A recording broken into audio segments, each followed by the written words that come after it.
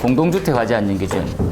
이 공동주택은 배경 데이터가 발생되는 주택에서 주택용이라고, 주택은 이제 건축법상으로 보면 단독주택, 공동주택 뭐 많거든요. 그러니까 단독주택에는 다가구, 연립, 뭐 다세대 뭐 이런 거 많이 씁니다.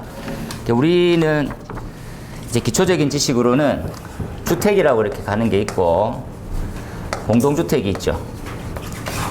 공동주택. 이 공동주택에 이제 아파트하고 이렇게 기숙사가 들어가요. 이렇게. 여기는 소방시설이 원래는 없죠. 법적으로 이제 소방시설이 해당 사항이 없어요. 얘는 해당 사항이 있습니다, 이게. 어느 법을 따릅니까 하면 얘는 그 소방시설법을 따르고요. 화재 예방에 특별 관련되어 있는 규칙을, 이쪽 편은 시도조례로 가요. 조례로 가서 뭘 설치합니까 하면 소화기하고 단독 경보용 감지기. 단독 경보형 감지기. 이렇게 가고요. 얘는 일정 규모 이상일 때 소방시설을 적용하게 돼요. 이렇게. 이건 사각이란 말이지, 사각. 그죠? 이 부분에 대해서 한번 고민하고, 이 부분도 일정 규모 이상일 때 어떤 시설이 들어가는지 해야 되지. 우리가 전체 이렇게 주택을 보지. 전체 주택에서 화재 발생 빈도 대비해서 쓸 때 60몇 프로, 66% 이상이 지금 주택에서 나는 거예요. 그러니까 발생되는 시점에서 사람 피해가 가장 큰 것 중에 하나라는 거지. 그럼에도 지금 전무해 왔어. 그리고 이제 공동주택이 뜻하는 소방의 가장 큰 의미는 완화예요, 완화. 다 봐주는 거지, 완화. 완화. 이거 제외해줄게, 뭐 제외해줄게, 이거 안 해도 돼, 저거 안 해도 돼, 막 그런 식이었어. 거의 그렇다 보니까 발생되면 다 죽어요. 늘 다 죽는다라는 개념이 있는 거지. 왜 그렇습니까 하면 이제 가구가 독립돼 있다 보니까 죽어도 한 가족이라. 그죠? 건물이 불났는데 한 가족만 죽어. 그러면 건물 이제 측정한 입장에서 그럼 그 정도 죽을 수 있는 거 아니야? 불났는데? 이렇게 생각하는 거지. 절대 그렇게 이해하면 안 되지. 기존에 다 완화되어 왔다. 이게 얼만큼 뼈아픈 현실이냐. 너무 괴롭다 말. 그래서 이제 설설 들어오기 시작했어요. 그래서 이제 아파트 완전 면제가 지금 불과 얼마 전에 기준이 9월 12일, 5일 이렇게 바뀌었거든요. 성능 위주 때도 들어오기 시작하지. 성능 위주에도. 성능 위주가 이제 아파트가 면제했어요. 아파트 100층짜리 지어도 성능 위주 설계를 안 해요. 왜? 아파트니까. 불나면 한 가족 죽는데, 이런 거. 완전 썩은 생각이지. 다 바꿔야 돼. 왜 이제 바뀌었죠? 50층이고, 200m고, 이렇게 정리됐습니다. 그죠? 얘는 이제 지하를 제외시키지. 최악입니다, 최악. 그죠? 예. 지상 49층에 지하 12층 해도 성능 유지 안 해. 소방이 갈 길이 멀어. 빨리 따면 갈 데가 많다는 말이지. 그죠? 우리 반 너무 열심히 하니까 좀 반을 좀 다 바꿀까 싶은데. 반 이렇게 일찍 와서 열심히 하면 안 되는데 한 3분의 1쯤 와가지고 공부하고 있어야지. 야, 우리 반도 열심히 하는구나 이러는데 이렇게 많이 오시면 어쩌지? 너무 열심히 하지 마세요. 예. 한 2년, 3년 쭉 간다 생각으로. 내한테 뭐가 왔나? 뭐 경고가 뜨네. 말 실수했습니다. 열심히 합시다. 열심히 해야 돼요. 요 형태에서 아파트가 이렇게 들어가는 거지. 그죠? 그리고 다시 이해하세요. 성능 위주. 그리고 특급 소방 안전관리자. 그런 것들도. 다 이제 같은 대상으로 갔어요. 전부 다 이렇게. 개념이 아파트는 뭐 자유로워지고 있지 않습니다. 우리가 이제 화재안전기준사 첫 발을 딱 내디딘 시점이 있었어요. 그게 뭡니까 하면 고층 건축물의 화재안전기준이라는 게 생겨. 이게 우신골든빌의 결과물이에요.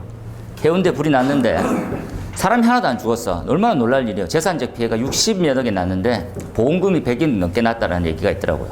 그죠? 그럼 불 낼만 하지 않습니까? 쉽게 2배 장사로. 고층 건축물 화재안전기준이 도입되면서 많이 신기했던 게 뭡니까 하면 30층 이상의 아파트가 면제받는 것들이 없어져 버렸어요. 야, 신기하네. 그러면 30층 이상이면 고층 건축물 화재안전기준을 적용시키는 거야? 이렇게 된 거지. 첫 스타트. 그래서 이때부터 우리가 들어간 게 뭡니까? 라면 거의 다가 다 면제를 받았댔죠. 그래서 고층 건축물 화재안전기준에서 첫 번째 막 신기한 게 뭡니까? 하면 경보의 강화예요. 경보회가 엄청나게 향상됐지. 왜? 기존에는 일반 감지기라는 형태에서 한 경계구역 내의 모든 감지기가 뭐가 동작됐는지 알 수 없는 시스템을 쭉 해왔어요. 그런데 각각에 있는 개별 감지기가 나는 여기 있어요. 내가 고장나면 여기랍니다. 라고 알려주는 아날로그 방식으로 바뀌었어요. 아날로그.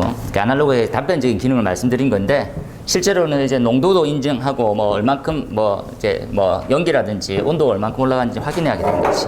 이 경보 기능이 향상됨으로써 엄청 장족의 발전을 이뤘어요. 일반 감지기가 금액으로만 이해하면 2,500원, 아날로그가 그 이 당시만 하더라도 5만 원이 넘었어요. 감지기 한 개당 25배, 25배에 대한 향상이지.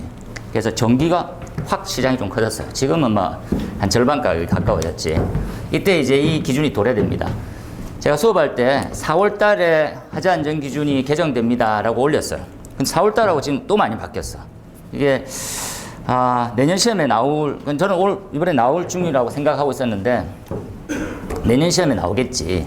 다시 또 기준이 추가로 개정되면 다시 발빠르게 언급해서 드릴 테니까 일단 여기까지 좀 외우도록 합시다. 그죠? 살짝 한번 볼까요? 1페이지에 정의의 공동주택이랑 우리 시설법 0에 별표 2에 나와 있는 그 내용이야. 이거예요. 시설법에 아파트 있잖아. 걔예요. 이렇게. 그래서 아파트 등 기숙사. 정의 2번에 아파트 등 가목에 규정한 대상은 뭐냐? 여기 보면 5층 이상의 주택이 대상이 돼요. 줄쳐서 체크하세요. 이게 주택으로 쓰는 층이 5층 이상인 층을 공동주택으로 봐. 이게 최악의 또 상태를 야기시켜요. 뭡니까 하면 이 놈의 잣대가 어떻게 바뀌었냐면 이제 오피스텔이 하나 있고 공동주택이 4층까지 올라가는 아파트가 있어요. 이게 이제 20층이야. 이게 4층인 거예요, 4층.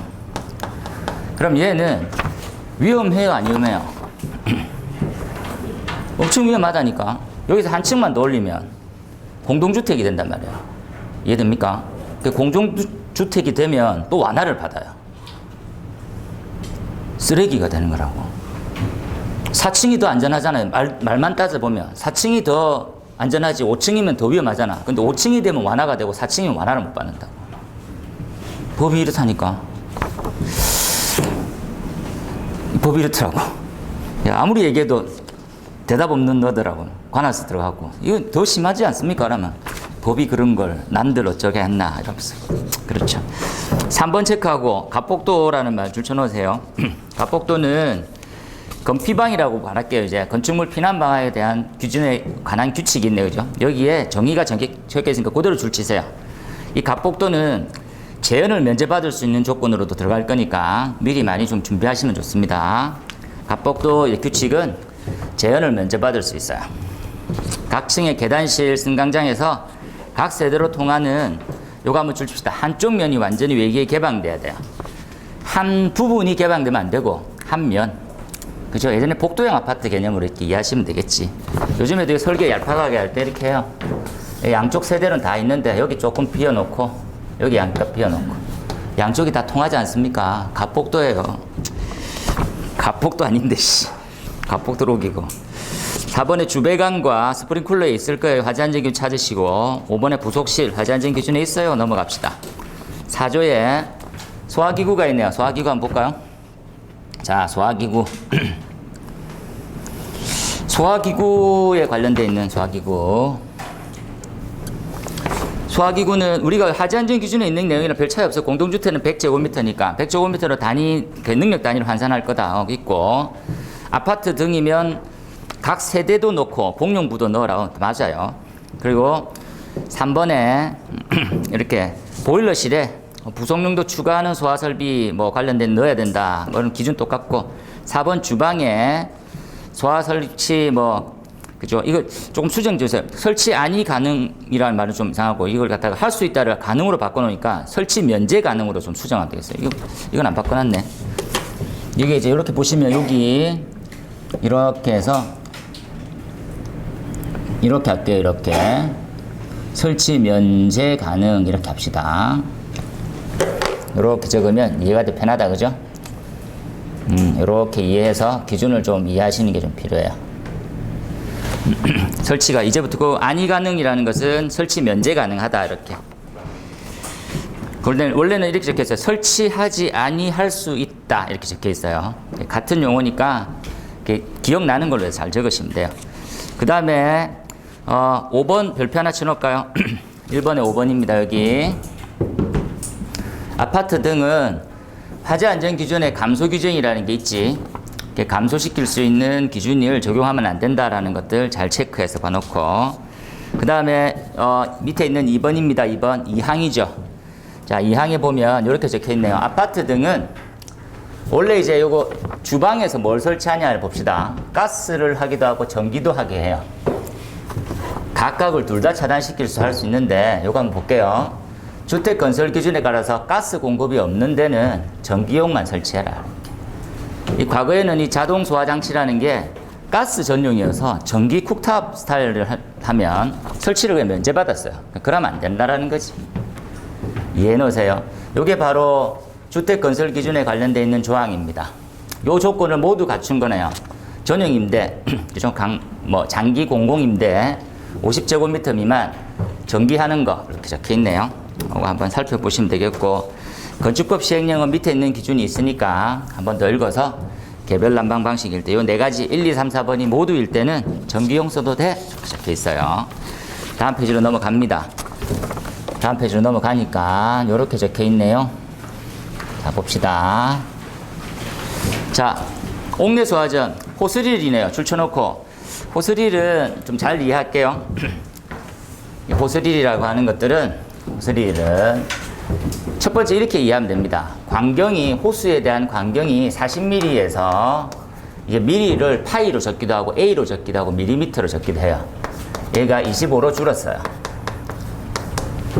이제 광경에 대한 축소지 기본 개념을 가지면, 이 광경 축소가 뭘 뜻하는 겁니까? 볼게요.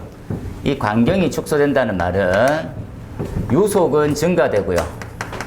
증가. 압력은 감소시켜요. 이렇게 적고, 이번에 이제 다른 문제로 또 나왔었으니까, 압력이 감소된다는 말은 사용자가 받는 힘을 절감시킬 수 있어요. 이렇게. 그죠? 그래서 가는 호수를 만지면 사용자가 힘의 부담이 덜 하단 말이에요. 쉽게 이해하면. 그죠? 그럼 이걸 완전히 반대로 생각해 보지. 그러면 40mm짜리는 우리가 뭐 관계인이 쓰고, 반대로 되는 65mm짜리는 전문 소방대가 쓴단 말이야. 소방대. 이 소방대는 압력에 제한이 없을 거예요. 어떻게 할 수 있습니까? 이거 한번 봅시다. 이렇게 해서 연결 송수관 설비. 연결 송수관 설비라는 게 있어요. 연결 송수관 설비의 방수 압력은 0.25에서 한계압이 없게 적혀 있어요. 이해해 놓으세요. 그래서 소방대가 자꾸 물 쏘면 한 3, 40m는 충분히 막 더 멀리도 막 쏘고 그래. 다 잡고 있잖아, 훈련할 때. 그래서 이렇게 딱 잡아보죠. 그래서 호수 굵어지면 받는 힘도 커지고, 그런 거지. 요거는 따로 한번 기계 때 정리할 테니까 여기서 하나만 갑시다. 그러면 속도가 증가하면 요때 한번 이렇게 하지. 뭐가 커집니까? 요건 별표 치세요. 손실이 증가해요. 이렇게. 이 개념만 이해하세요. 0.35? 0.35인가? 0.25. 옥내가 0.25, 0.7? 맞는 것 같죠? 맞는 것 같습니다. 0.35입니다. 소방 공무원은 그죠? 힘이 더 좋아야지. 요거 한번 체크하세요. 호스릴. 자, 그 다음에 이제 간단하네. 복층형 세대. 우리가 펜트하우스 같은 거지. 아니, 요즘에는 2층짜리 구조도 많이 씌우니까 출입구 쪽 방수구만 설치하면 되고, 3번의 전용실은 똑같은 내용으로 다 되어 있어요. 읽어보면 되겠고. 자, 스프링쿨러로 갑시다. 자, 스프링쿨러는 중요한 내용 체크한 부분에 대해서는 집중해서 이해를 해 놓으세요. 뭡니까 하면 나머지는 다 똑같아요. 그런데 다만 아파트 등에 각 동의 주차장이 서로 연결되어 있는 구조. 아파트들은 다 주차장이 연결되어 있어요. 연결되어 있는 구조의 기준 개수는 30개를 꽂았어요. 장족의 발전입니다. 이게 도대체 무슨 의미입니까 하면 수원량의 증가를 얘기해요. 헤드가 동시에 터져도 되는 개수가 한계점이 몇 개입니까? 10개, 20개, 30개 중에 30개가 터져도 그만한 물을 보관하고 있을 게란 말이야. 자, 수원량입니다. 수원양. 그 부분에 대해서 한번 생각하면 되겠지요. 자, 그 다음에 이번에 아파트 등에서 합성 수지 배관 줄쳐놓으세요. 우리 그 우리 지금 배울 때는 소방용 합성 수지 배관을 CPVC라고 씁니다. PVC에서 염소량을 좀 더 증가시키면 얘네들은 뭐 열전도율도 뚝 떨어뜨릴 수 있고 좀 뭐 강도도 높아지고 뭐 그죠 내염성도 높아지고 뭐 이런 자기 소화성도 뛰어나고 이런 배관이 있지. CPVC입니다. 이 CPVC 배관을 설치가 갈 수 있다고 줄쳐놓읍시다. 어떻게 조건이? 항상 물이 차 있어야 돼요. 충수되어 있는 상태를 유지해야지만 가능한 배관. 다시 이해합시다. 뭐 프리액션 밸브는 안 된다고. 그래서 우리가 말하는 습식 밸브, 2차측 배관이 물로 가득 차 있는 시스템에만 적용이 가능해요. 당연한 말 중에 하나다, 그죠? 그 다음에 추가로 줄쳐놓고 별표 하나 칠게요. 자, 반자의 두께를 뭐 어떻게 12mm 이상의 합판이요, 합판 불타는 거 아니야? 합판 이런 합판 줄쳐놓으세요. 또 어디다 화장실 반자 내부, 화장실에 가면 위에 뭐 플라스틱 같은 게 있다, 그죠? 천장에. 그 반자 안에 보면 그 반자는 거의 뭐 가연성이거든요. 난연성도 잘 없고 설 수도 된다고. 주배관을 줄쳐놓으세요. 불연제, 준불연제 요거 줄쳐놓으세요. 이렇게 구획하면 됩니다. 잘 보이지 어딘지? 지금 외우세요. 과거법과도 바뀌어져 있는 부분이니까 이건 스프링클러하고 비교하는 것들도 해서 한번 말씀을 드릴게요. 자, 두께 12mm 이상의 합판은 왜 가능할 거냐? 밑에 보세요. 밑에 시험을 통해서 이 뭐 내염이라고 하면 그렇고 화염이 전파되지 않는다는 걸 증명해 준 자료예요. 좀 흐리게 나와 있으니까 여러분 이제 프린트물 잘 한번 보세요. 이거 제가 PDF 파일로도 다시 올려놓을 테니까 이 시험이 뭡니까 하면 CPVC의 성능 인증 기준에 대한 부분이고요. 그리고 제16조 화재 시험에 관련되어 있는 내용인데 내용이 똑같이 들어가 있어요. 이 부분이. 시험 기준 한번 읽어볼까요? 뭐라고? 배관은 다음 항목에 의한 화재 시험에 물이 새거나 파열 또는 분리되지 아니하여야 합니다.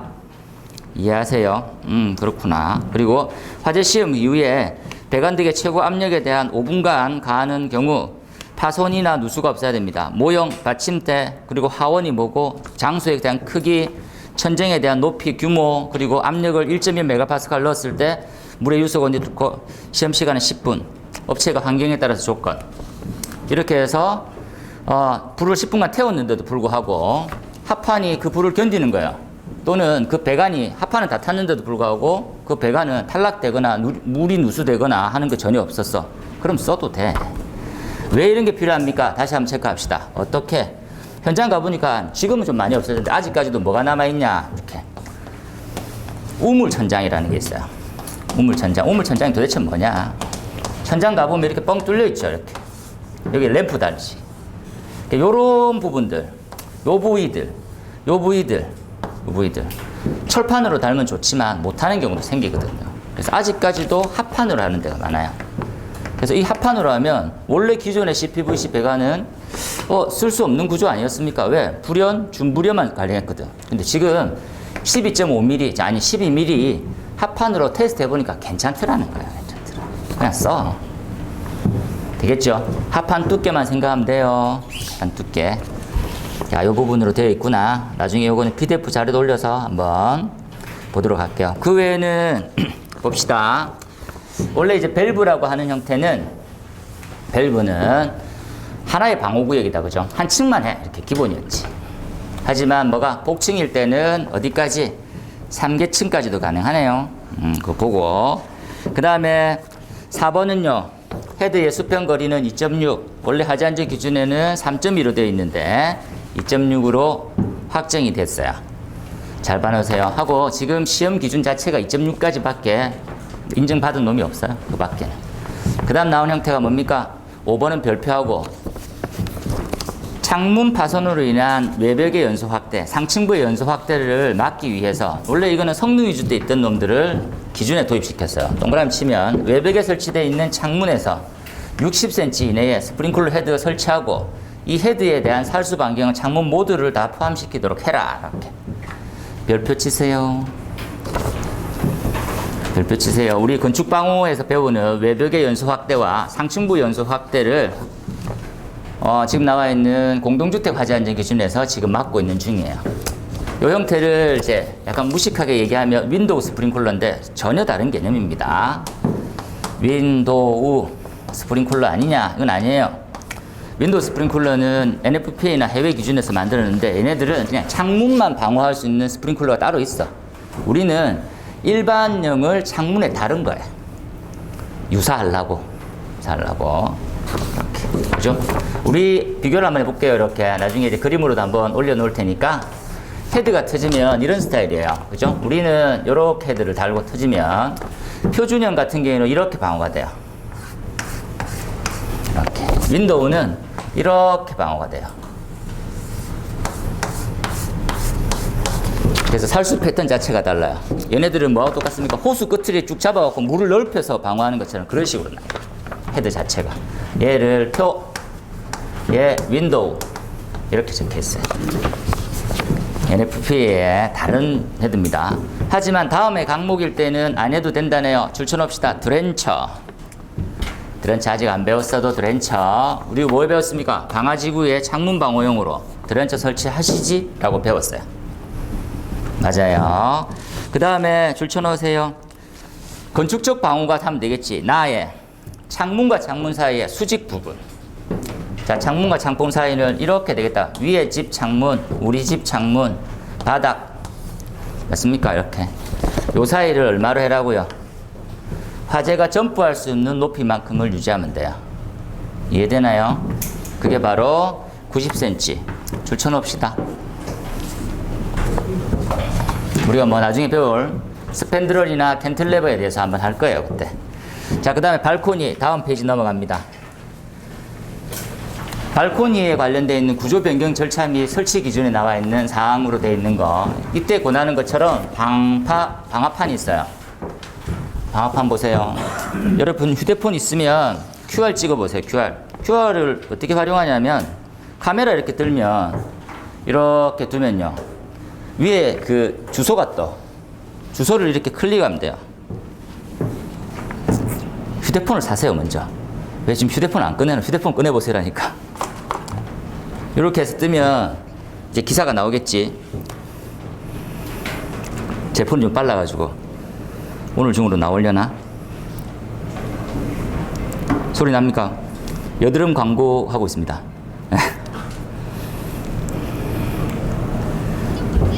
알았어. 16년도 기사인데. 딱 찍었어요. 여드름 딱 지우세요. 진짜 이건 끊을 수가 없어요. 이건 끊을 수가 없네. 바르면 효과가 바로 나타나는데 그게 진짜 저도 소리 좀 줄여주시면 좋겠는데. 제가 먼저 크게 볼게요. 거실과 발코니 사이에 문을 허물어서 이렇게 거실 공간을 넓힌 발코니 확장 공사들 많이 하시죠. 근데 원래 아파트에 불이 나게 되면 이 그렇습니다. 요까지가 공짜고 그 다음부터 제가 돈을 받아요. 예. 요거 확인해서 보세요. 그죠? 요 QR이 지금 우리가 방화판이나 방화유리에 관련되어 있는 부분들. 그래서 백문이 불여일견이니까 한번 보고 가면 좋겠다라는 거지. 그죠? 요 기준은 여기서 1항부터 우리가 나와 있는 5항이에요. 다 체크해 봅시다. 자, 그 보기니까 뭐라고 적혀 있냐. 그죠? 요거 한번 줄 쳐넣으세요. 줄 치세요. 아파트 2층에서 스프링쿨러가 줄 쳐넣으세요. 살수 범위 내에 포함되지 않으면 이해하세요? 발코니 확장 공사를 했는데 스프링쿨러 반경에서 벗어난 거예요. 그럼 어떻게 할 거야? 줄 쳐넣으세요. 이거. 높이 90cm 이상의 방화판 또는 유리창 달아라 이렇게 적혀 있어요. 그죠? 그런데 업자가 올려놓은 글은 두 방화판과 방화유리는 어떤 차이가 있을까? 한번 세미로 비교 한번 해주고요. 이렇게 방화유리가 좀 더 많이 비싸다네요. 이런 것들. 그러니까 발코니에 창문이 하나 옆에 창처럼 이렇게 막 달아내는 거다 생각하면 돼요. 그 다음에 방화판 방화유리는 일체 또는 분리할 수 있는데 난간은 별도로 하고 뭐 밑에 있는 규정 여기 한번 더 체크합시다. 다만 그죠? 요 부분이 5항 규정 방화판을 유리로 사용하면 이 기준이 난연재료로 되어 있거든요. 이게 조금 애매하더라고. 기준상에 포커스가 한 번 더 확인하시고, 그 다음에 4번입니다. 4항이죠. 동그라미 4. 1항부터 4항까지 설치되어 있는 방화판은 줄쳐놓읍시다. 아래층 발생한 화염을 차단할 수 있도록 하고, 틈새 있으면 그 틈새 사이로 연기와 화염과, 그죠? 예, 침투할 수 있으니까 어떤 기준에 준하게, 방화구역 기준에 준하게 매움을 해라. 이렇게 나와 있어요. 그 기준이니까 요거도 같이 암기하셔야 돼요. 이때 요 기준이 용어가 좀 변경된 거 다시 한번 체크합시다. 내화 충진에서 내화 채움 성능이라고 바뀌었어요. 내화 채움이라는 용어가 익숙해지세요. 그 다음 나오는 5번에 자, 이 모든 형태는 어떤 B차일의 30분에 관련되어 있는 내화 성능을 가져야 됩니다. 거기까지는 알았어. 그 다음에 맞아 발코니가 설치되어 있는 부분에서 위에서 보이는, 앞에서 보이는 다, 나, 다 이렇게 있는 것들 살펴보시면 되겠습니다. 그죠? 발코니를 도는 거예요. 발코니 두는 거 좋지. 다시 이제 그림만 그려보면 이런 거예요. 이렇게. 이게 이제 일반적으로 말하는 커튼홀일 때 바로 창문 깨지면 상층부 연소확대요. 어떻게 막아줍니까? 이렇게 달아내면 제일 좋아. 이렇게. 여기다가 창문을 하나 더 달든지 말든지 네가 알아서 하라는 거. 근데 지금 우리가 이게 가장 필요한 거예요. 발코니 확장이라는 개념은 얘예요. 얘. 어째서 화재를 완충해서 잡을까요? 이렇게. 발코니 돌아. 지금 발코니 없어진 추세잖아요. 발코니 뭐, 그죠? 있으면 막겠노, 그걸. 있으면 화재로부터 안전하지. 평상시에는 공간도 좁고 지금 별로지만. 그죠? 지금 아파트 봐도 약간 연세 있으신 분은 창고용으로 쓰려고 발코니 그대로 유지해라고 하시는 분도 있고, 아니면 확장형이라 발코니 아예 없은 데도 있고. 화재 측면에서 우리가 소방하는 입장에서는 무조건 있어야 되는 게 발코니예요. 스프링쿨러가 100% 하층부의 화재를 막아주지는 않거든요. 그래서 상층부 연소 확대는 발코니가 제일 좋아요. 그 부분이지, 요거. 그 다음에 6번이네. 거실은 조기 반응형 줄 쳐놓고, 자, 조기 반응형은 화재 조기에 감지 진압도 있지만 핵심 사항은 피난 안정성이지. 제실자의 탈출을 위해서 목표로 본다. 이렇게 조기 개방하는 거. 그 다음에 7번 감시 제어반 똑같은 내용, 그죠? 8번에 줄 쳐놓으세요. 대피 공간에 헤드 설치 면제할 수 있습니다. 이거 한번 줄 쳐놓읍시다. 대피 공간에 왜 헤드를 면제받습니까? 대피 공간에는 이 대전제 조건이 가연물 자체가 없다라는 가정이에요. 대피 공간을 창고처럼 쓰니까 지금 화재로부터 자유롭지 못하고 문제가 생기는 거지. 원래 대피 공간을 우리가 지급을 받잖아요. 그러면 가연물이 아예 있으면 안 돼. 그죠? 근데 자꾸 다들 아시잖아요. 집에 처음 이사 가면 집이 엄청 넓어. 1년만 지나봐. 집이 절반으로 바뀌어. 한 3년 지나잖아. 대피 공간이 짐 창고야, 짐 창고. 그거 어떻게 불나면 그거 들어간다. 그 짐 꺼내는 게 더 바쁘겠다, 그죠? 불. 다 죽어, 다 죽어. 중요해요. 이럴 땐 더 심하지. 대피 공간에 대한 기준입니다. 개별법도 있으니까 무조건 외워야 돼요. 이거 별표 치세요. 별표 한 3개. 3개가 100%니까 무조건 나와요. 이렇게. 대피 공간에 대한 설치 기준. 자, 소화 설비는 뭐가 들어갈까요? 밑에. 자, 물 분무. 기타 다른 것들은 별로 없네요. 다른 것들은 별로 없고 그냥 이렇게 물 분무. 그 다음 포. 다음 페이지 넘어가서 포도 지금 뭐 감시 제어반만 나와 있고 별로 없고. 옥외 줄 쳐놓으세요. 이 옥외 때문에 시설법에 설치되고 있는 공동주택에 옥외 소화전이 설치 대상이 될 거냐에 대한 갑론을박은 좀 있을 거야. 아직까지 세부 기준 없으니까. 그래서 옥외도 있구나 이렇게 한번 생각해 놓고, 그 다음에 10조도 별표 치놓으세요. 자탐입니다. 첫 번째 이렇게 용어를 좀 더 수정했네요. 뭐라고 했습니까? 그러면 화재가 발생하면 감지기가 작동하면 해당 감지기의 위치 줄 쳐놓으세요. 감지 위치가 수신기에 표시되도록. 근데 이걸 좀 더 상세히 우리가 화면 평면도에 표시되도록이라고 했었으면 훨씬 더 좋아지는 환경일 거야. 그런데 지금은 글자로 표시될 수도 있는 것들도 자유롭지 않죠. 이렇게. 이건 좀 더 강화되는 게 필요합니다. 이게 보통 CAD의 평면을 한 세대라 이렇게 딱 찍거든요. 갖고 와서 거실의 감지기가 어떻고, 복도는 어떻고, 현관은 어떻고, 뭐 작은 방, 큰 방 이렇게 감지기 위치가 표시되게 해. 이렇게 표시하는 데가 3,400만 원 추가로 들어가요. 이거 왜 하지 이런데, 이거 해놓으면 엄청 편하지. 그죠? 딱 찍으면 그 세대 딱 뜨고 여기 감지기가 딱 켜져 있으니까 바로 뛰어가면 되고. 그 부분입니다. 자, 이번에 감지기 이렇게 바꾸네요. 아날로그 감지기, 요거 네모치 놉시다. 광전식의 공기흡입형. 공기흡입형, 감지기. 아, 좀 애매하죠, 이건. 이건 뭐 장단점이 확실하게, 호불호가 확실하게 있거든요. 요거 내서 한 번 더 설명을 할 거고. 그 다음에 거실에는 연기 감지기. 여기서 주의할 점 때문에 이걸 줄쳐놨어요. 발코니, 실외기 등 거주 직무 등의 목적으로 사용되는 공간이 아닌 장소는 안 해도 돼요. 지금 우리가 연기 감지기 공동주택에 설치하라고 하니까 모든 시를 다 연기 감지기로 해서 모든 곳이 오동작화 됐어요. 오동작이 한 40% 정도 증가했습니다. 난리지 난리. 그죠? 그래서 못을 박았어요. 이게 1차 필터링인데 나중에는 다시 한 번 또 고민할 거예요. 그죠? 그래서 발코니, 실외기실, 뭐 이렇게 창고, 작은 창고 이런 것들은 설치 안 해도 됩니다. 연기 감지기를. 조기 감지용이니까. 그 다음에 지구 면장 장치는 거실. 그죠? 보시고. 그 다음에 복층형. 그 다음에 발신기 면제됐고. 자, 피난기구 한번 가볼까요? 피난기구. 지금 하면서 다 체크하면서 정리하면서 머리에 뭐죠?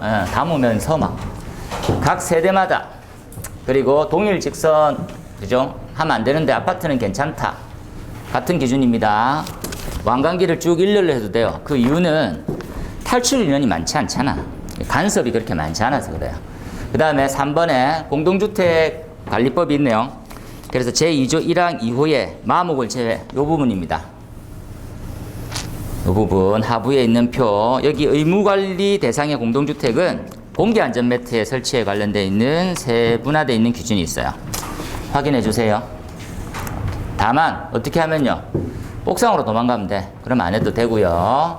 옥상으로 가서 옆동으로 갈 수 있으면 안 해도 되는 거지.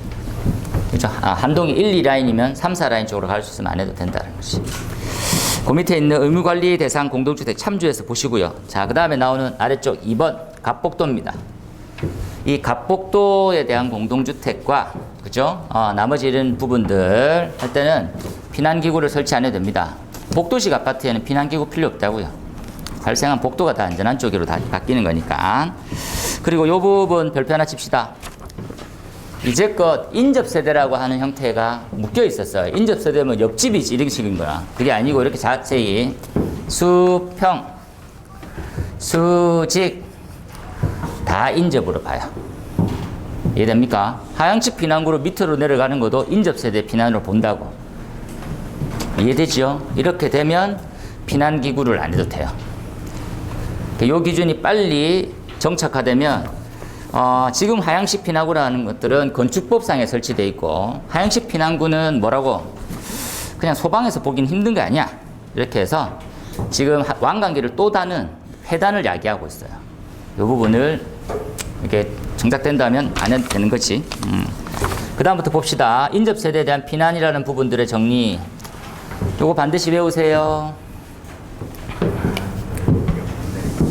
이렇게 많다 했잖아요. 뭐 왜 이렇게 작습니까? 건축법은 다 외워야지. 이게 지금 여기 다 있는 건데 지금 법에 있는 거. 그거 또 다시 체크할 거예요.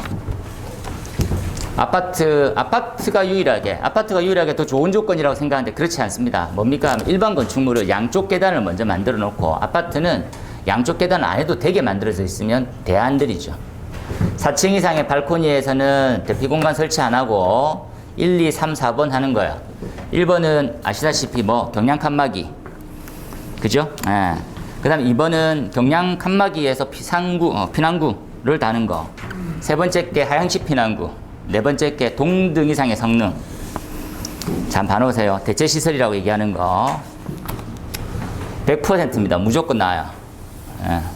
외울 게 많다 하는 게 아니고 무조건 나와요. 외우는 건 본인의 선택. 나는 무조건 나온다고 말할 뿐. 뭐 이런 거지. 자, 그 밑에 봅시다. 하향식 피난구 내림식 사다리일 때는 요거 조금 중요해요. 내림식 사다리가 설치될 경우에 방화구역되어 있는 장소로 간주하자. 줄쳐놓으세요. 하향식 피난구가 설치되어 있는 곳은 방화구역되어 있고, 그죠? 이 대피실이 외기랑 접해져 있으면 대피실 기준 자체를 면제받을 수 있다. 요건 조금 더 읽어보고 나중에 한번 더 정리할게요. 여기서 약간 좀 부딪히는 게 좀 있어가지고. 자, 그 다음에 유도등 갑니다.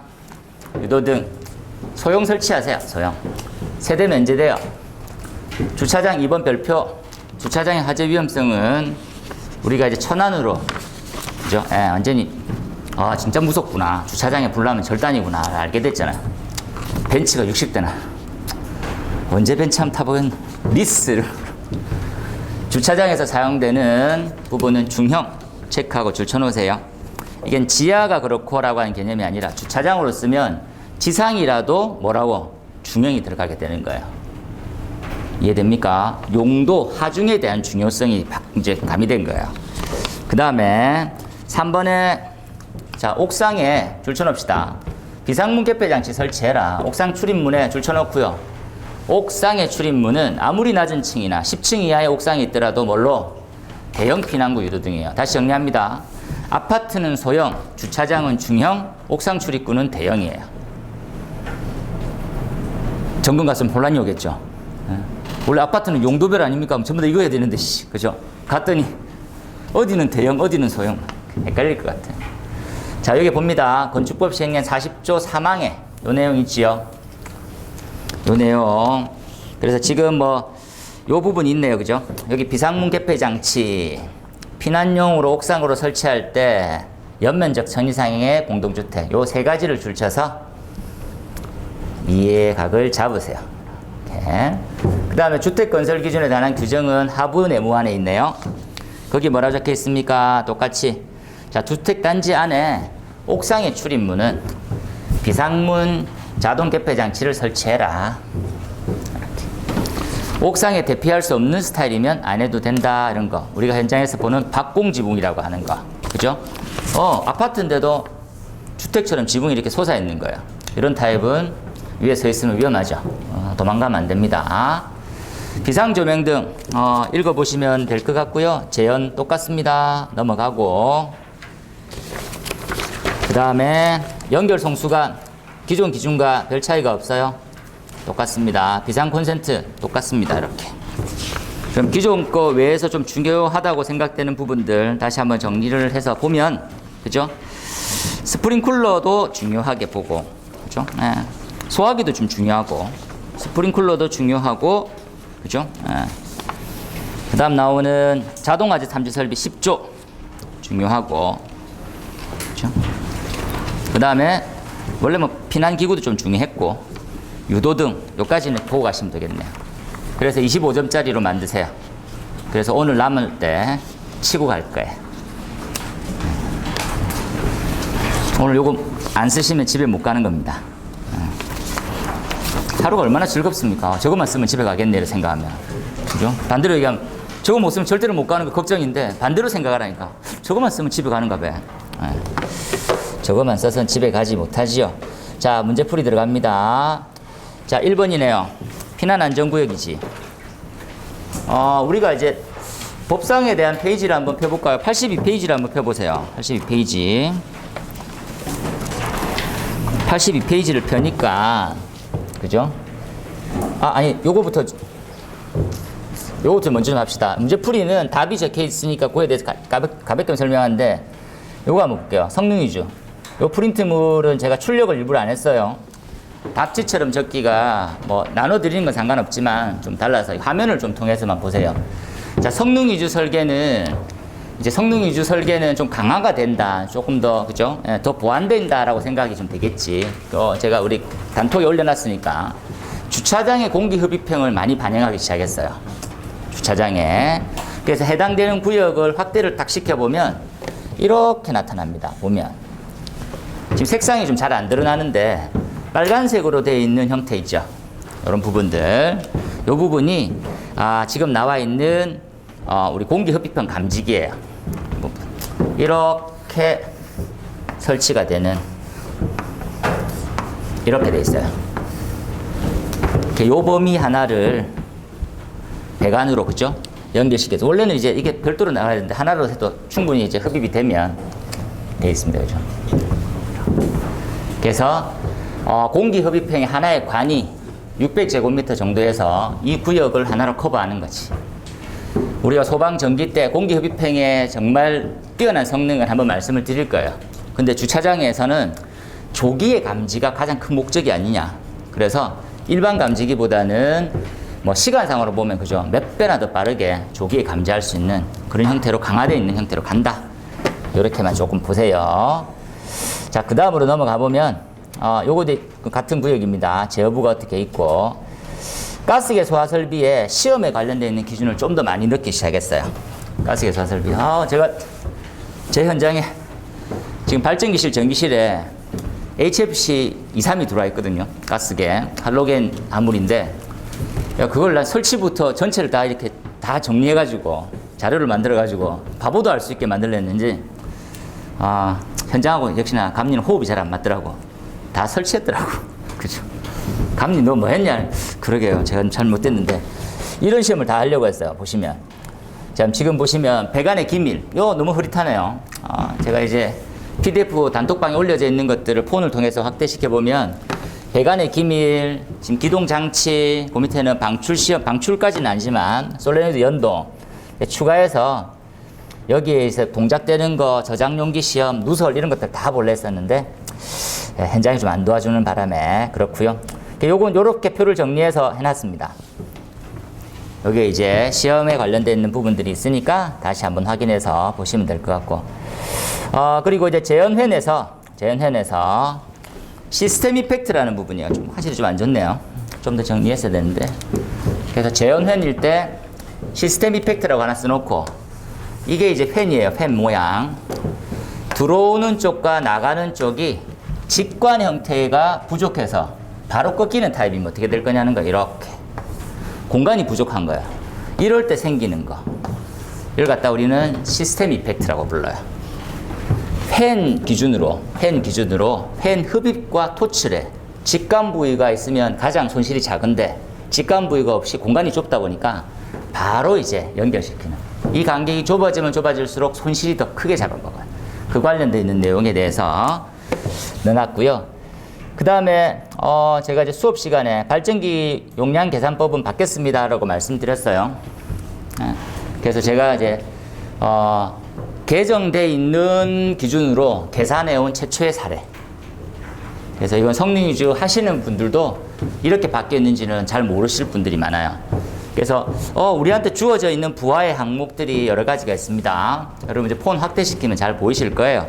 그래서 우리 뭐 소방부하로는 펌프부터 해서 팬, 비상 조명 등, 그죠? 우리가 말하고 있는 엘리베이터부터 해서 비난용 승강기 이런 거 들어가겠죠.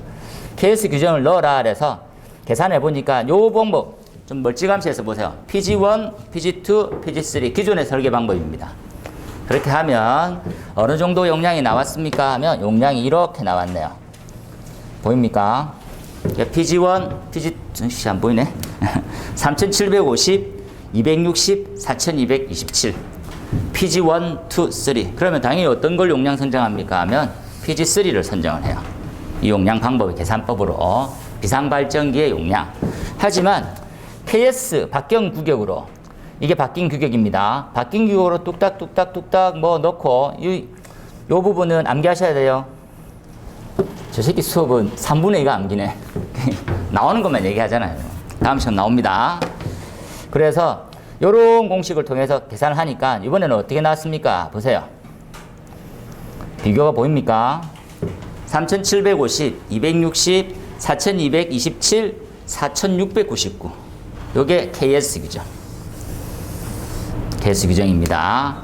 그래서 개정되어 있는 기준으로 하면 발전기 용량이 더 커져서 우리가 더 정밀한 계산이 된 거다라고 생각하시면 돼요. 일단 그죠? 그 부분에 대해서 나와 있다. 화면이 너무 안 보이네요. 이 정도까지 안 보이나? 그렇습니다. 그래서 여기까지 하고, 그 다음에 이제 감지기 배선의 아이솔레이트인데 요거도 안 보이나요? 이걸 좀 계산할 방법을 좀 찾아야 되겠네.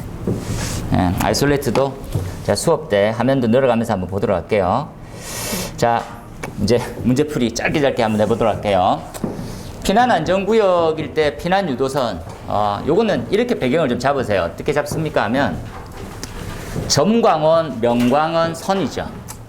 기본적으로는 표지가 있을 거고, 그죠? 그리고 점, 면, 선의 형태가 안전도가 가장 높아지는 거지. 이 부분으로는 이제 등 형태고, 그죠? 그래서 피난 관련돼 있는 시스템에서는 피난 유도선이 최고로 좋습니다. 하지만 여기서 팁 하나 있게요. 당구장 표시하면 피난 유도선은 형식 승인이 있을까요? 없을까요? 없어요. 형식 승인이 없습니다. 이제 보완돼야 될 사항이지. 활용은 어디 있을까요? 그러면 일반적으로 피난 유도선은 설치해야 되는 것들이 몇 군데가 있고, 지금 지문에서 묻는 것들은 뭘로? 건축법에서 얘기하는 하향식 피난 안전구역에 설치될 때와 하지 안전 기준일 때는 어떻게 다르냐? 이 부분을 한번 싹싹싹 적으시면 될 것 같아요. 이렇게. 그 다음에 넘어와서 피난 안전구역입니다. 피난 안전구역. 피난 안전구역에 설치되는 것을 우리 책 페이지로 보면 83페이지의 맨 아래쪽에 있어요. 83페이지의 맨 아래쪽에 피난 안전구역에 설치되고 있는 소방시설에 대해서 이게 최근에 나왔죠. 최근에 우리 교재를 바로 읽어보면 교재에 시설이 있고, 그죠? 교재를 한번 볼까요? 교재를. 페이지는 83페이지네요. 83페이지에 이 부분 봅시다. 이렇게 있어요. 이렇게. 보입니까? 피난 안전구역에 설치되는 소방 설비하고 기타가 설치되어 있는 기준 부분. 암기해 두도록 하세요. 라고. 자꾸 암기하세요라만 얘기하고, 소화기구, 옥내소화전, 스프링클러, 자탐, 방화복, 공기호흡기, 인공소생기, 피난유도선 등 표지, 조명등 등등 있네, 그죠? 한번 보시면 되겠고, 그 관련되어 있는 부분을 나왔어요. 우리가 이제 답안지 쓰신 분의 형태를 보면 이렇게, 그죠? 건축법상 그 다음 나와 있는 화재 안전기준상 설명이 되어 있는데, 실제로는 그죠? 설비가 뭐가 들어가는지 좀 더 파악하고 이해하시는 게 더 바람직할 것 같아요. 이건 좀 출력문으로 한번 보세요. 그 다음에 이 부분만 좀 설명할게요. 자, 봅시다. 직통 계단하고 보행거리는 이렇게 먼저 이해해야 돼요. 이 부분은 이제 법에 가서는 훨씬 더 중요하게 말씀을 드릴 거예요. 87페이지 한번 볼까요? 교재에 87페이지다. 직통 계단에 대한 설명은 피난층 외에서 거실의 각 부분이 계단과 계단 참호를 통해서 피난층까지 도달하는 계단을 직통 계단이라고 부를 거예요. 그래서 어떤 규모 이상이면 직통 계단을 둬야 됩니다 라는 기준이 나오지. 그 형태가 5층 이상일 때는 그 계단 자체 직통 계단이, 이게 직통 계단이 있고, 이게 일정 규모 이상이면 피난 계단으로 가야 되고요. 일정 규모 이상이면 특별 피난 계단으로 가야 돼. 피난 계단. 아시다시피 층수는 5층 이상, 그죠? 지하는 2층, 그리고 특별 피난 계단은 11층 이상, 지하는 3층. 이렇게 될 때 이해 한번 해주세요. 자, 직통 계단에서 직통 계단의 간략한 정의와 피난 계단은 계단의 피난 안정성이 향상된 거예요. 계단 안정성. 안정성이지. 왜? 탈출할 때 계단이 가장 중요한 부위 중에 하나잖아요. 계단 오염은 나머지 층에 대한 치명적인 피해로 전이가 돼버려요. 그래서 무조건 계단은 죽을 때까지 보호하자. 이렇게. 그럼 계단을 보호하는 방식 중에는 뭐가 있을까? 규모가 더 커지면 계단의 전부터 보호하죠. 계단의 전실. 이 다른 말로는 저희가 부속실이라고 불러요. 부속실의 보호부터 시작되자. 어떤 보호? 연기로부터 보호죠. 이렇게. 자, 연기로부터 보호하려고 하면 무슨 시스템을 집어넣는 게 제일 좋겠습니까? 그러면 우리가 알고 있는 재연이라고 하는 설비를 넣어요. 이렇게 그 형태로 보호되는 거구나. 그래서 일정 규모 이상의 직통 계단, 피난 계단, 특별 피난 계단 이렇습니다. 종류로는요.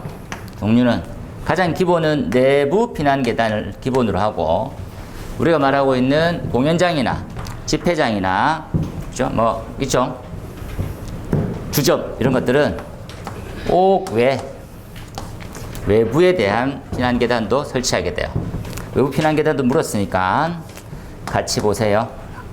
그래서 기본적으로는 5개 내부하고 특별 피난 계단 구분하는 문제를 정리할 거예요. 그죠? 예, 정리해서 물을 거예요. 직통 계단까지, 이 계단까지는요, 이게 중요하지. 각 거실로부터의 거리가 필수 조건이에요. 자, 거실부터 계단까지. 이때 한계 조건을 보행거리라고 불러요. 엄청 중요합니다. 그래서 이 보행거리가 계단까지만 닿으면 계단에서 바로 탈출구니까 계단까지는 무조건 거리가 정해져 있는 거예요. 이 정해져 있는 거리가 87페이지 보면 맨 아래쪽에 표로 있다. 그죠? 기본적으로 어떻게 이해하면 되겠습니까? 하면 위험도가 높을수록 거리는 짧아야 돼요.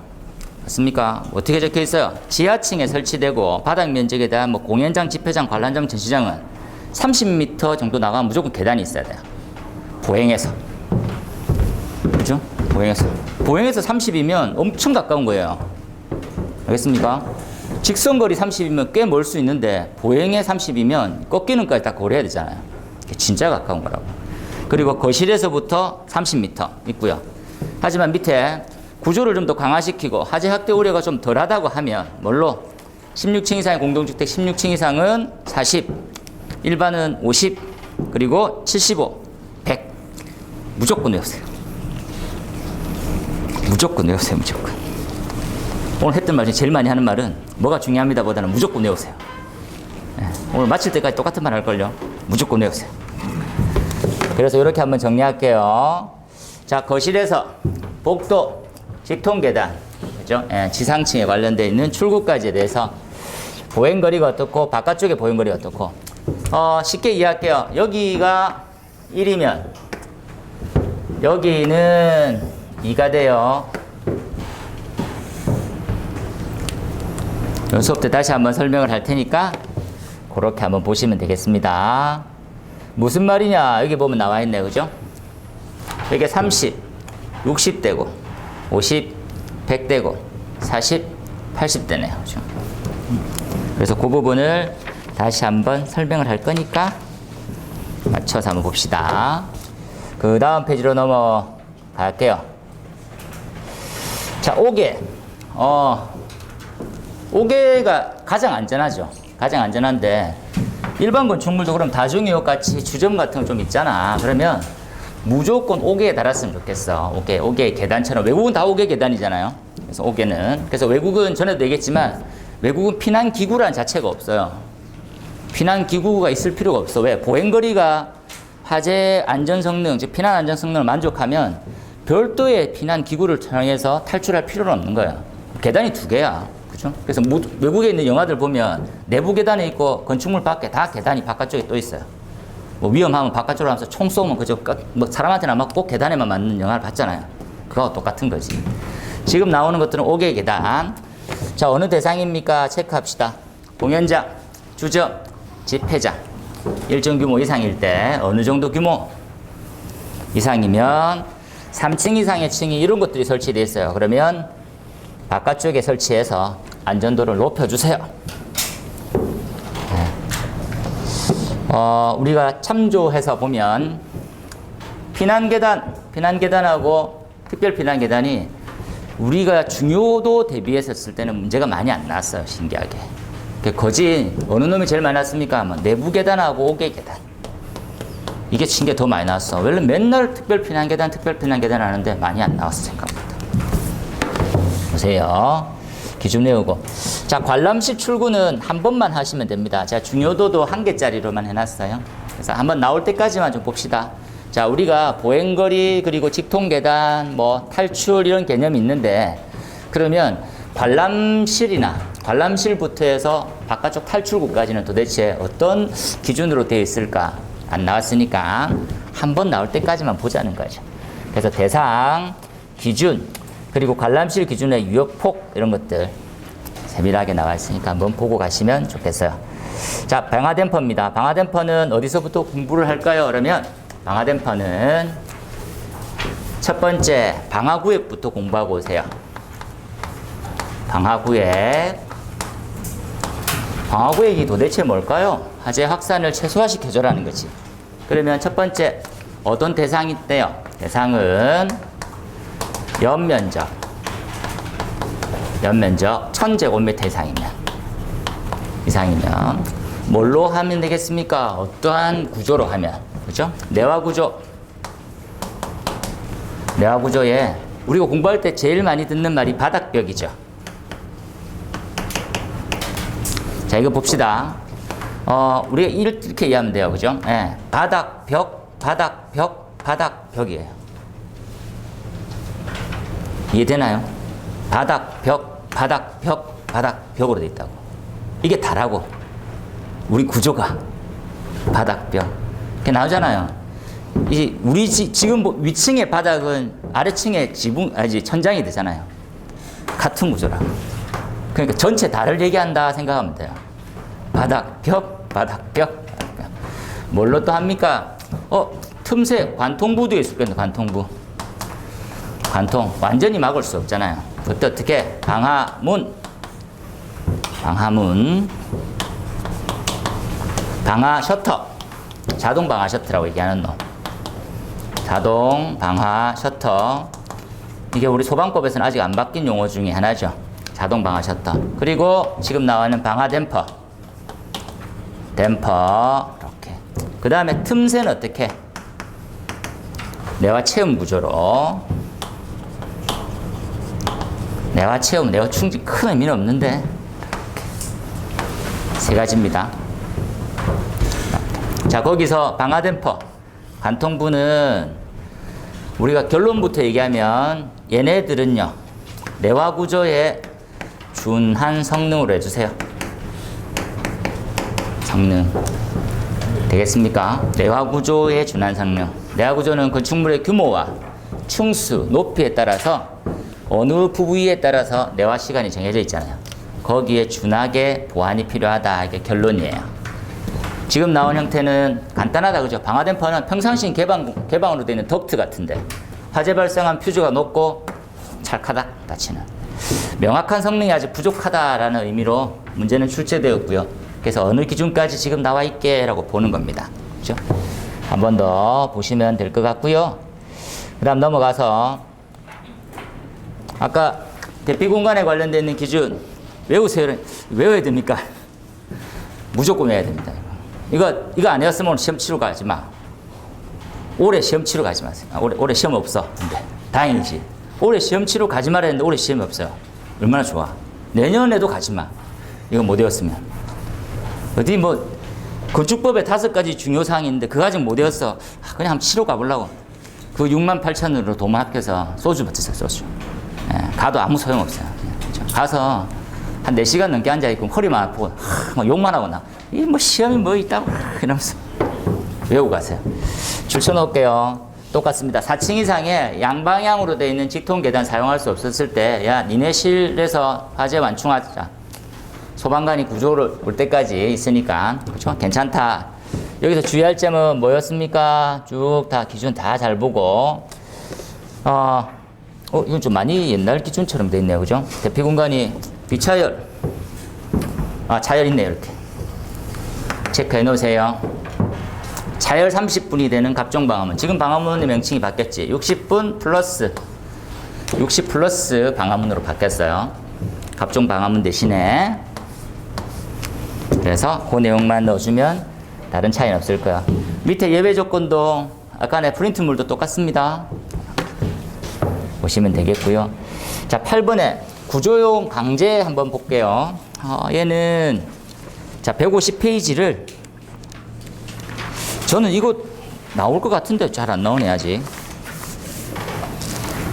자 150페이지를 한번 가보면 이런 내용이 나와 있네요.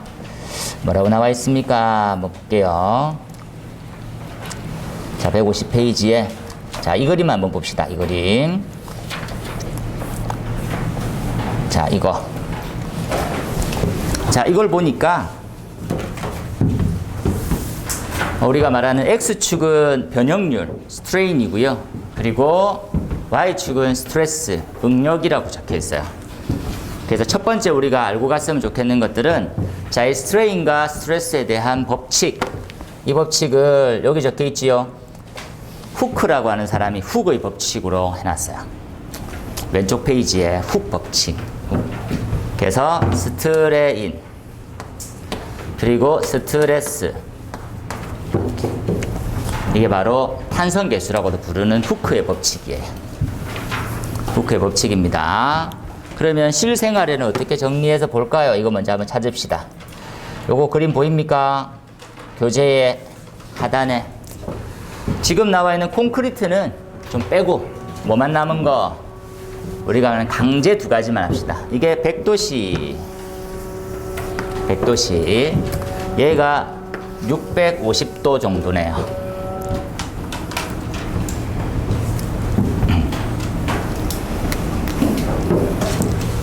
같은 변형률일 때, 그죠? 반대로 마찬가지입니다. 어느 정도 응력, 내력을 견디느냐.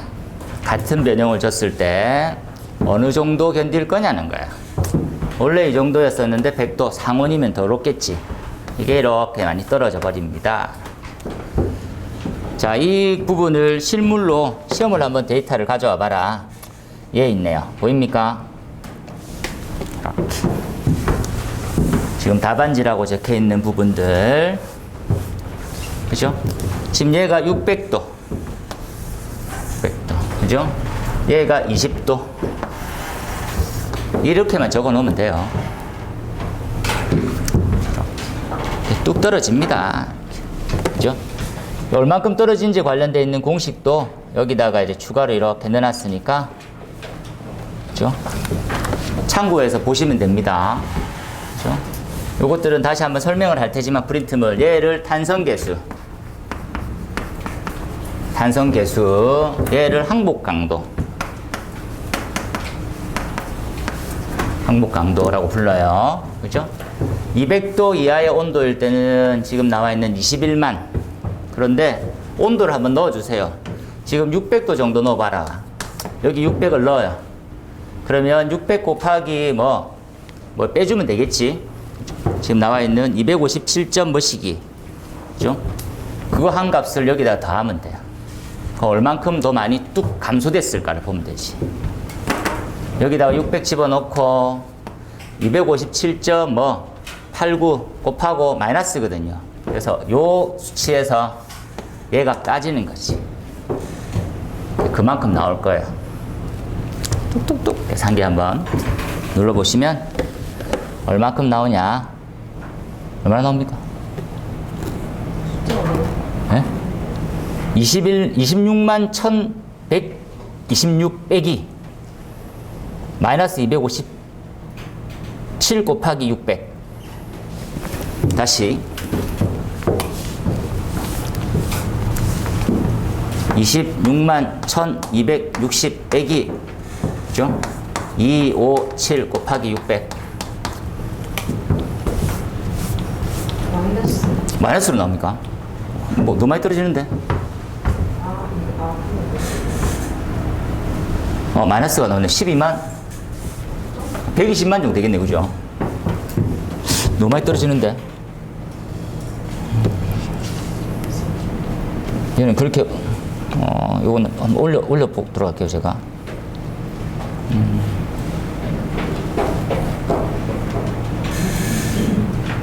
요건 좀 한번 좀 살펴보고 하도록 하겠습니다. 제가 한번 해보고 다시 오도록 할게요. 네. 그까지 보고 그 다음에 포결입니다. 이제 마지막으로 포결은 어떤 개념부터 나왔습니까? 라고 하면 요렇게만 적읍시다. 일반 콘크리트가 있을 거고요. 콘크리트는 이렇게 쓸게요. 일반이 있고 고강도가 있어요. 왜 도대체 고강도를 쓸까? 고강도는 지금 고강도 콘크리트 관련 법상 50메가파스칼 이상의 인장에 대한 강도를 견디는 부분을 얘기하는 겁니다 라고 나오거든요. 그러면 이렇게 생각하면 돼요. 배경은 띵띵띵 고층화죠. 한마디로 고층화. 이 고층화를 60층짜리를 짓고 싶고 80층, 100층짜리를 짓고 싶어요. 그러면 이제 어떤 스타일로 돼야 되냐면 이렇게 져야 돼요. 북한에 있는 건물 있죠. 이렇게 기둥 두께는 점점 밑에서는 제일 굵고 점점 가늘어지는 형태로 갈 수밖에 없어. 그러면 1층에는 뭐만 존재합니까? 출입구하고 복도만 존재하는 거야. 오픈 공간이 없지. 이해됩니까? 전부 다 뭘로 기둥으로 돼 있는 거지. 다 가리는. 이래서 되겠어? 야, 강도가 높은 걸로 대체하면 되겠지. 강도가 높다는 말은 고밀이죠. 고밀. 자질에 대한 향상도 있지만 고밀화될수록 어떤 문제점이 생깁니까? 이 수분은 자연적으로 빠져나갈 수 있는 환경이 전혀 없어지는 거야. 수분은 갇히게 돼. 수분 존재해요. 이때 괴롭히는 거지. 화재가 발생해요. 그럼 이 갇혀있는 수분은 내부에서 고온으로 해서 팽창돼 버립니다. 그러면 터져버리는 거지. 그러면 고밀의 고강도보다도 더 큰 압력, 수압의 팽창으로 터져버려요. 그죠? 그러면 우리가 알고 있는 철근만 남겨놓고 다 털어져 나가는 거지. 또 이 철근은 하원에 또 취약해지잖아요. 이 반복되면서 결국은 결물이 무너지는 것까지 가겠지. 얘를 스펠링, 즉 폭열이라고 불러요. 폭열이지, 폭열. 폭열은 세 가지: 치밀, 함수, 화재 같은 온도 상승이에요. 여기서 발생합니다. 이렇게. 그럼 대체할 수 있는 것들이 있겠지. 뭐 하면 됩니까? 일반 콘크리트 써. 1층은 복도만 존재하면 되지. 말도 안 되는 소리죠. 그래서 개선된 이제 제품들이 막 나오고 있으니까 고민하셔서 봐야 됩니다. 폭열은 2, 3년 전부터 한 번 더 나옵니다라고 말했는데 안 먹히네요. 나와야 되는데 그렇습니다. 그죠? 그 다음에 예상 문제 시기라서 계속 말씀드리는 거고, 25점짜리에 옥상 광장 헬리포터 나올 시기가 됐어요. 특히나 뭡니까? 옥상 광장 헬리포터에 대해서 보안 성능, 비상문 개폐 장치의 기준이 추가가 되면서 좀 더 보셔야 돼요. 자, 봅시다. 요거. 자, 옥상문에 비상문 자동 개폐 장치 설치. 그 다음에 헬리포터에 비상문 자동 개폐 장치 설치. 그 다음에 구조공간 비상문 자동 개폐 장치 설치. 그 외 기준은 변경된 건 없으나 나올 시기쯤 돼버렸어요. 그래서 1층으로 탈출하는 게 가장 좋죠. 근데 1층으로 탈출할 수 있는 환경이 안 되면 규모가 큰 옥상 광장, 층수가 높은 우리가 말하고 있는 헬리포터 이런 것들로 정리해서 보시면 될 것 같아요. 그죠? 나머지 보시고, 그 다음에 방화구획 불과 얼마 전에 나왔어요. 방화구획은 101페이지에 우리가 나와 있으나 방화구획은 124회 나왔습니다. 124회. 전전 시험에 나왔었죠. 126회 때 나와요. 127회도 나와요. 8회도 나와도 상관없어. 그만큼 중요도가 높아요. 우리가 소방을 할 때 두 가지만 알면 돼요. 그죠? 뭡니까? 스프링클러하고 방화구획이에요. 다 몰라도 그건 무조건 알고 가야 되는 거지. 방화구획은 도대체 어떻게 형성되어 있고 우리한테 어떻게 괴롭히고 어떻게 완화를 해서 우리를 이렇게 괴롭히게 만들까 고민하시면 됩니다. 자, 한번 보시면, 자, 완화되어 있는 기준도 요게 이제 설치 기준 전체고요. 그리고 완화되어 있는 부분입니다. 완화 대상, 그죠? 다음 페이지까지 이렇게 있죠. 특히나 최근에 많이 골치 아프고 문제가 됐던 부분들은 도대체 뭘까요? 라고 얘기하면 주차장이다. 그죠? 주차장. 요 부분 있는 5번. 보이나요? 주차장은 수직에 관련되어 있는 층간의 방화구획만 하지 수평이 없다 보니까 만약에 옆에다가 천안화재라고 적어두세요. 천안화재에서 방화구획이 되어 있고 작동했다면 피해는 3분의 1, 아마 5분의 1로 축소됐을 거예요. 예, 그러면 벤츠도 살아있을지도 모릅니다. 벤츠. 다 타버렸죠. 한번 보고 가시면 되겠습니다. 나머지는 중요한 그 부분들. 방화문도 시험은 우리가 시험 기준을 세 가지만 딱 정리해서 보면 방화문, 방화셔터, 방화댐퍼 요 세 놈이 가장 중요한 축에 속하는데 방화댐퍼와 방화셔터는 나왔는데 방화문은 명료하게 많이 안 나왔어요. 그래서 25점짜리로 준비하시고 10점도 같이 대비하시면 되겠습니다. 그래서 나올 시기가 돼서 얘네들은 저번 모의고사를 그대로 차용해서 갖고 왔어요. 왜? 이제 나올 때 되면 나오면 이제 빼고 다른 걸로 바꿀 수 있으면 바꾸면 되니까 그 방함은 이렇게 보시면 되겠습니다. 그죠? 좀 중요하게 되어 있네요. 한번 보시고. 그렇습니다. 그리고 그 25점짜리를 공부하실 때 정리를 잘 해주시잖아요. 정리를 잘하는 부분에 본문 내용은 그대로. 근데 개요에 관련되어 있는 부분은 비워두는 것들도 나쁘지 않아요. 왜냐하면 개요와 결론은 고착이 되면 안 돼. 그러니까 처음에는 아직 준비가 안 됐으니까 뭐 이 문제는 이런 개요와 이런 결론 무조건 이렇게 하지 마세요. 처음에는 그럴 수 있는데 그렇게만 하면 안 돼. 왜냐하면 문제가 제가 우리 모의고사 하는 것하고 똑같이는 안 나오잖아요. 그래서 변형될 때 대해서 필수한 의미만 넣으면 돼요.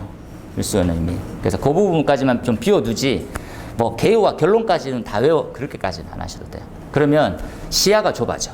시야가 좁아지면 고민을 아예 안 해요. 그러면 출제자는 똑같은 A 문제를 A 다시처럼 물었어. 그런데 나는 A 스건이니까 A 뭐 개요 결론 이 새끼 좀 쓸데없는 거 적었네 라는 형태로 가까워져요. 그래서 본론은 튼튼하게 준비를 딱 하고 개요와 결론은 이렇게 초반에 열린 시각을 자꾸 하지라는 건 아닌데요. 이렇게 약간 비워놓고, 그죠? 생각을 좀 정리하는 그런 공간도 좀 필요하다는 거지. 그래서 좀 우리가 또 우리 공동주택 때문에 좀 한 1, 20분 초과를 했었는데, 간단하게 여기 하고 오시고 바로 본 수업 들어가도록 할게요. 그죠? 좀 쉬겠습니다.